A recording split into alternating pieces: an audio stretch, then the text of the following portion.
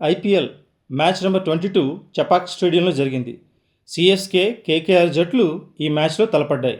చెన్నై జట్టు 32 పరుగుల తేడాతో కోల్కతాపై విజయం సాధించింది. సిఎస్కే జట్టు ముందుగా బ్యాటింగ్ చేసి 192 పరుగులు చేయగా కేకేఆర్ జట్టు టార్గెట్ రీచ్ కాలేకపోయింది. 160 పరుగులు మాత్రమే చేయగలిగింది. దీంతో కేకేఆర్ జట్టు ఈ సీజన్లో 5వ పరాజయం చవిచూసింది. సిఎస్కే బౌలర్లు నూర్ అహ్మద్, ఖలీల్ అహ్మద్, అన్షుల్ కాంబోజ్లు అద్భుతంగా బౌలింగ్ చేశారు. వీరితో పాటు అఖిల్ హోసిన్ కూడా చెలరేగి బౌలింగ్ చేయడంతో కేకేఆర్ జట్టుకు పరుగులు రాబట్టడం కష్టంగా మారింది. లక్ష్యం చేరుకోలేక చతికిల పడింది.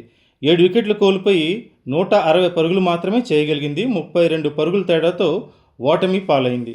ముందుగా బ్యాటింగ్ చేసిన సిఎస్కే జట్టు 5 వికెట్లు కోల్పోయి 192 పరుగులు చేసింది. పవర్ ప్లే పూర్తి అయ్యేసరికి 72 పరుగులు చేసిన సిఎస్కే ఆ తర్వాత 14 ఓవర్లో 120 రన్స్ మాత్రమే చేయగలిగింది.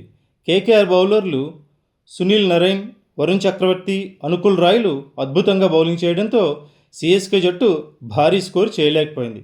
వీరితో పాటు కార్తిక్ త్యాగి కూడా చెలరీగి బౌలింగ్ చేశాడు. సంజు శాంసన్ వికెట్ దక్కించుకున్నాడు. సంజు శాంసన్ వికెట్ పడగొట్టిన విధానం క్రికెట్ పండితులను సైతం ఆకట్టుకుంది. సంజు శాంసన్, ఆయుష్ మాత్రే, బ్రెవిస్ సిఎస్కే తరపున బ్యాటింగ్ విభాగంలో రాణించారు. మరోవైపు కేకేఆర్ బ్యాటింగ్ విభాగం చేతులెత్తేసింది. దీంతో ఆ జట్టుకు మరో ఓటమి తప్పలేదు. సిఎస్కే బౌలర్ నూర్ అహ్మద్ 4 ఓవర్లు వేసి కేవలం 21 పరుగులు మాత్రమే ఇచ్చాడు. 3 కీలక వికెట్లు పడగొట్టాడు. రహానే, రింకు సింగ్, క్యామరన్ గ్రీన్ వికెట్లను నూర్ అహ్మద్ దక్కించుకున్నాడు. జట్టు విజయంలో కీలక పాత్ర పోషించిన నూర్ అహ్మద్కు player of the match award లభించింది. సిఎస్కే జట్టు ఇప్పటి వరకు 5 మ్యాచ్లు ఆడి 3 మ్యాచ్ల్లో పరాజయం పాలైంది. చివరి 2 మ్యాచ్ల్లో విజయం సాధించింది.